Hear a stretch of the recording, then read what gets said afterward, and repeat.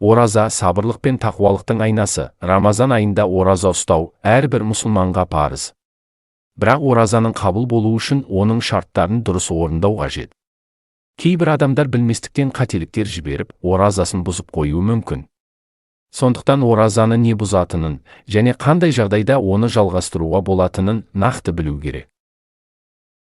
Алла тағала Құранда былай дейді: ораза сендерге парыз етілді, сонда тақуа боларсыңдар. Бұл аяттан оразаның басты мақсаты тақуалыққа жету екенін көреміз. Ал оны дұрыс орындау үшін ережелерді сақтаған жөн. Оразаны бұзатын істер. Оразаны бұзатын амалдар екі түрге бөлінеді. Оразаны бұзып, оның қазасын өтеуді қажет ететін істер. Оразаны бұзып, оның қазасын өтеумен бірге кәффарат, өтемақы талап ететін істер.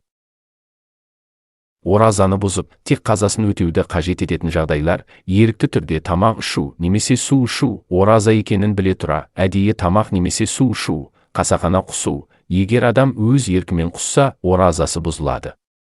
Бірақ еріксіз құсса, оразасы жарамды болып қалады. Әдейі дәрі қабылдау, инъекция, укол немесе дәрі қабылдау, егер ол тамақтану мақсатында болса. Ерлі-зайыптылардың жыныстық қатынасқа жақын істер жасауы, егер толық қатынас болмаса да, ләззат алатын іс-әрекеттер жасалса, әдейі қан алу немесе зәруліксіз тамақ секілді нәрселерді жұту, мысалы сағыз шайнау, түкірікті жұту немесе ауызда қалған тамақ қалдықтарын әдейі жұту, ниетті бұзу. Егер адам таң атқаннан кейін мен ораза ұстамаймын деп ниеттенсе, ол оразасын бұзған болып есептеледі. Бұл жағдайларда тек сол күннің оразасын қазамен өтеу жеткілікті.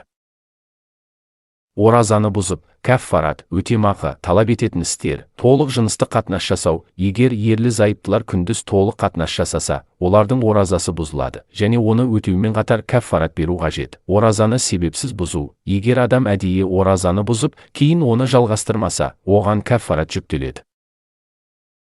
Кәффарат, өтемақы ретінде бір құлды азат ету. Қазіргі кезде бұл мүмкін емес. Егер құл азат ету мүмкін болмаса, 2 ай қатарынан үздіксіз ораза ұстау керек. Егер бұған шамасы жетпесе, 60 кедейді тамақтандыру қажет. Маңызды: оразаны тек бір рет бұзу. Мысалы, бір күн әдейі тамақ ішу үшін кәффарат бір рет қана беріледі.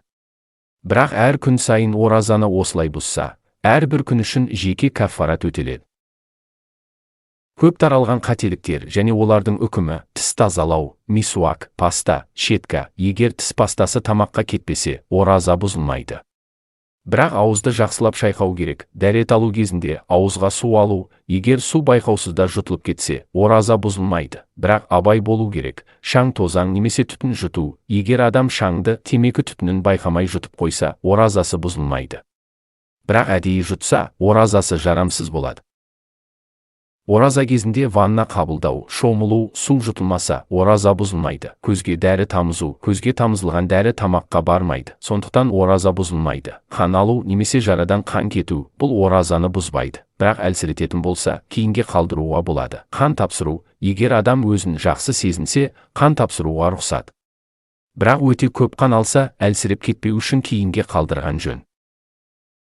Құлаққа дәрі тамызу. Егер дәрі ішке кетпесе, ораза бұзылмайды. Инъекция, укол қабылдау. Егер дәрі витамин немесе тамақтану мақсатында емес, емделу үшін болса, ораза бұзылмайды. Құран оқу және зікір айту. Ораза кезінде ең көп сауапты амалдардың бірі. Ораза кезінде әтір себу немесе иісу қолдану оразаны бұзбайды.